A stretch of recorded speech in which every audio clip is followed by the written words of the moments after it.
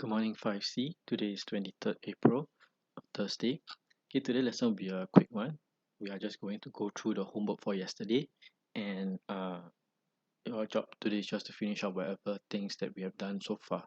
Alright, really once again, please do the class kick. I know you are looking at the lesson, but you are not doing the homework. So I need you to do the homework. So if you're watching this video, please make sure that after this, make sure all the homework you've done before are completed. You can watch the videos uh, from the past using the YouTube. Using YouTube, you can find all the um, videos in the past. Make sure you complete them. Okay, if not, when you come back, there'll be a lot to catch up with. Alright, so let's start with yesterday's homework. Yesterday's homework was 3 pages. One was from your activity book and 2 was from your worksheet. Okay, so let's look at exercise 4, question 4 of page 30 of your activity book. Okay, so actually I went through 4A already, but never mind, let's spend some time to go through 4A again. Okay, I have a circuit tester here. Okay, I have a circuit here. I have a battery. I have a bulb. I have a bar magnet. I have a switch. Switch is now open. So they are asking you what happens when the switch is closed. Will the bulb light up or not light up? Okay, so this is a switch. This is a battery. This is a bulb. The question now is this bar magnet. Okay, bar magnet. What is so interesting about bar magnet? What material is bar magnet made of? It's made of iron. Okay, so what is so special about iron?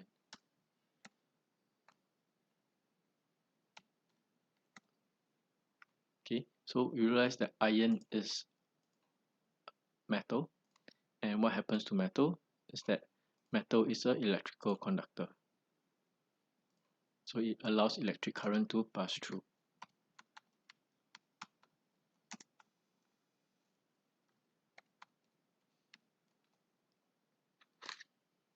Right, so you realize that we know that bar magnet is made of iron, and iron is a metal, and so metal are electric conductor, so it allows electric current to pass through, forming a closed circuit once the switch is closed. So when the switch is closed, the light bulb will light up. Let's write the answer down first. Okay, so when the switch is closed, yes, it will light up. Okay, yes, it will light up.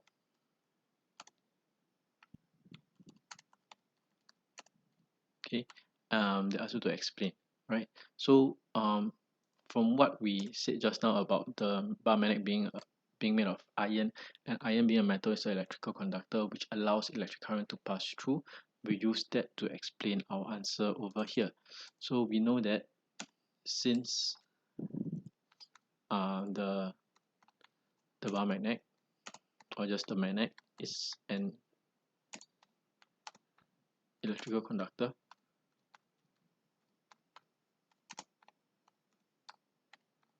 okay, so since the bar magnet is an electrical conductor, it allows electric current to pass through it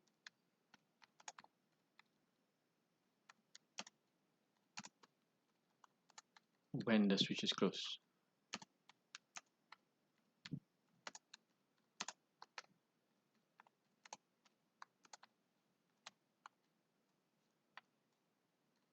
Okay, and once the switch is closed, it forms a closed circuit. Therefore, the light bulb lights up. Okay, so this is the answer. So we know that bar magnet is made of iron. Iron is a metal, and metals are electrical conductor, meaning that they will allow electric current to pass through. So will the bulb light up? Yes, it will. Why? Because since the magnet is an electrical conductor, it allows electric current to pass through it when the switch is closed, forming a closed circuit, and therefore the light bulb will light up. So you explain from the material of the magnet to it being a conductor, and what does it mean by conductor? It allows electric current to pass through, and when the switch is closed, it forms a complete circuit, a closed circuit. Therefore, the light bulb will light up. Okay, so this is something that we've gone through before. Just go through again for your convenience. Okay, now I want to draw a circuit diagram. Okay, I want to draw a circuit diagram using symbols of the above circuit when the switch is closed. So later on, I cannot draw an open switch, I must draw a closed switch. So what I have here is already a bar magnet. Okay, so I'm going to draw in the bulb, the battery, and the switch. Okay, so since the switch is just beside the bar magnet, we'll draw in the switch first. Okay, so the switch is actually, if you remember, it's just two circles. Okay, let's use black color. Okay, so a switch is actually two circles. Okay, make sure when you draw circuit diagram, you always use a pencil because you will make mistakes, so you can erase away. Okay, don't use a pen to draw a circuit diagram. Okay, so let's draw the switch first. Beside the bar magnet is the switch, but I want it to be closed now. So I will draw two circles and then a line joining them, joining the circles. This is a closed circuit. This is a closed switch, sorry. And then I'll draw the bulb, which is on top. So I'll draw a bulb, a circle, and a cross. This is a symbol for a bulb. And then I'll draw the battery. You realize the battery, if you stare carefully, right? This is the negative, this is the positive. You realize there is a button over here. Okay, so I'm going to draw it accordingly. So this is the negative end, this is the positive end. Okay, now I'm going to use straight lines to join them together. So this one I'll join to my bulb,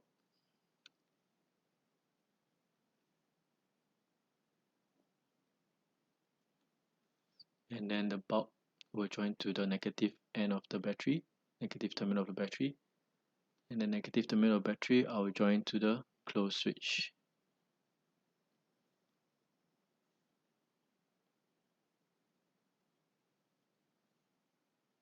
Okay, so draw according to how it is shown. So first you draw the parts. So first you always draw the parts first, followed by the wires that connect them all. Okay, so this is exactly the same as this. Okay, let me just draw an arrow to show. Okay, so this is exactly the same as this. Okay, so it's quite simple. All you need to do is draw the parts down first and then drawing the wires to join them together according to how it is shown in the diagram. Alright, so let's go to the next part. This is your worksheet. This is just to make sure you are on the same motion as me. This is electrical circuits worksheet. Unit 4 worksheet 2. It looks like a lot of boxes. It looks like this. Okay, so what I'm gonna do for the first part is quite straightforward. I am going to classify them. I'm going to group them. How am I going to group them? According to the ability to allow electricity to flow through them. Basically, I'm separating them into electrical conductors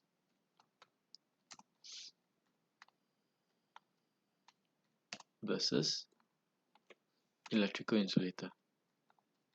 Okay, conductors and insulators basically. Okay, so there are two groups here. One is electrical conductors, one is electrical insulators. As you can see, it's actually here also.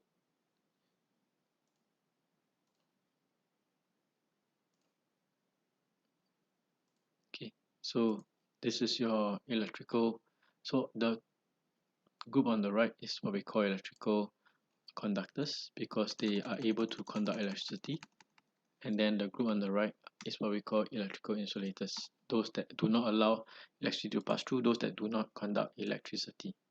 Okay, so for each item I'm going to classify them according to it being an electrical conductor or it being an electrical insulator. Okay, so let's start with rubber glove. Okay, rubber glove is made of rubber. Rubber is a non-metal, it's not a conductor, so rubber glove should be under not able to conduct electricity, under insulator. Okay, so just think about the material and whether it's a conductor or insulator. Okay, next one, copper wire. Copper wire made of copper. Copper is a metal, it is a electrical conductor. And then next one, plastic folder. Plastic non-metal is an electrical insulator. Okay, so just think about the material and whether it's a conductor or insulator of electricity. Wooden ladle. Wooden ladle, the one used for cooking, it is made of wood. Wood is a non-conductor, it's an insulator, so wooden ladle. I think ladle is spelled with a double L. I think you might just keep it to single L or single D. Okay, steel fork. Steel is a metal. Metal is an electrical conductor, so steel fork is a electrical conductor able to conduct electricity. Bronze medal. Bronze is a metal. Metal is electrical conductor. So bronze metal is able to conduct electricity.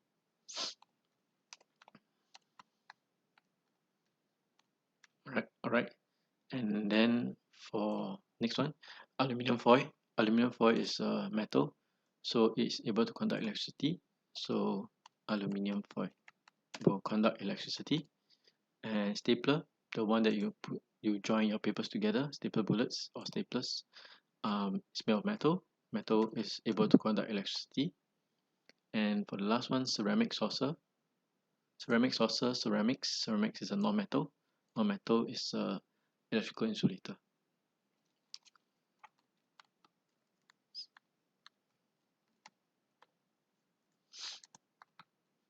Okay, so all you need to do is really to think about the material and think about whether it's an electrical conductor or electrical insulator.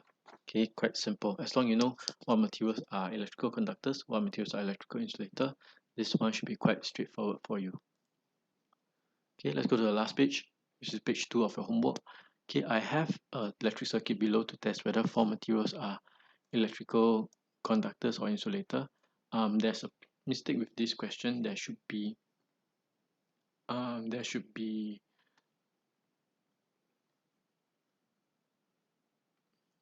battery, because if you have a circuit tester here, you have a switch, you have a light bulb. If you have no energy source, the light bulb will still not light up. So do me a favor, just put in one battery. Okay, just put in one battery for me. Okay, of course by right the battery inside shouldn't have a line, but you just put in a battery for me to show that there's a source of energy from the battery. Okay, so I put the material here. I have 5 materials: nail, axe, cardboard, spoon, and safety pin. When I put it there, I see whether the bulb light up, yes or no, and how. If they light up, for example these 3, a nail, axe, and safety pin, for example these 3 they light up, I want to know how bright. Okay, 3 means the brightest, 1 means not as bright. Okay, so let's look at the following statement and circle the correct answer. So I want to circle the correct answer. Okay, let's start. Okay, so let's go through this. Okay, materials that allow electricity to pass through are called electrical conductors. Now you should know this very well. Okay, electrical conductors are materials that allow electricity to pass through. Electrical insulators are materials that do not allow electricity to pass through. Okay, from the experiment, which is the best conductor, I want the best conductor. So best conductor first, it must be able to conduct electricity. So there's only 3 that is able to conduct electricity, which is the nail, axe, and safety pin. Which one is the best? The best conductor will be able to let most of the electric current to pass through. Okay, the best electrical conductor is able to let the most electric current to pass through, which also means the bulb will be the brightest. So it is X. Because X not just is an electrical conductor, it allows most electric current to pass through, and that's why the bulb is the brightest. So X is the best conductor out of the 3 electrical conductors there. Okay, so now we talk about X. So since X is the best conductor, what could X be? Firstly, it must be a conductor. So X cannot be a wooden cloth, X cannot be a brick, because these are non-metals. X must be a silver ring. Okay, which item below produce the same result as a cardboard and spoon? And you realize that cardboard and spoon, these are your electrical insulator. So let's write it down. Okay, this is your electrical insulator.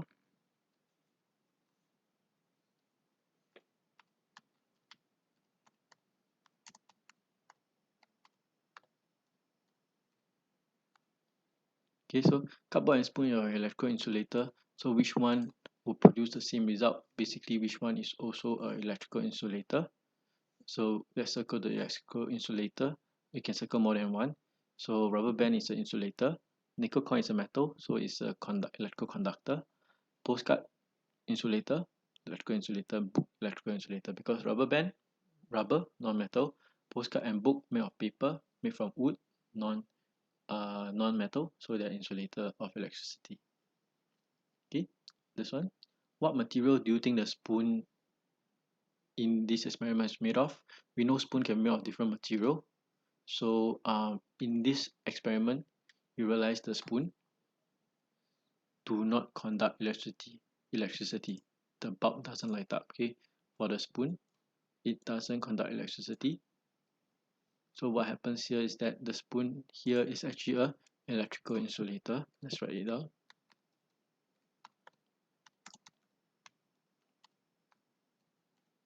Okay, so since the spoon is electrical insulator, we need to choose a material that is also an electrical insulator. So plastic, yep. Metal, no. Metal is a electrical conductor. Rubber, okay, it might be a rubber spoon or it might be a plastic spoon. Okay, from the experiment, we can conclude that cardboard and spoon, again, these are your electrical insulator according to the results.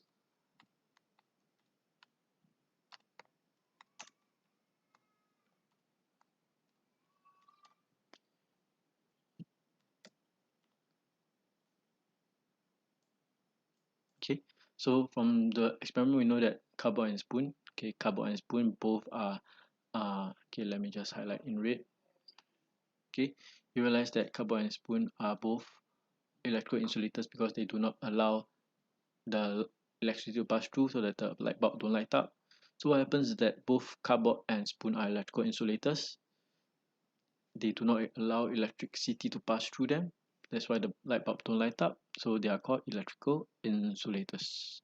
Okay, so this is very simple homework. You should have done it yesterday. So please check our answer, get it done. So spend the time today to get all the work done so far completed so that we can move off to the next topic or the next part tomorrow. Okay, see you tomorrow.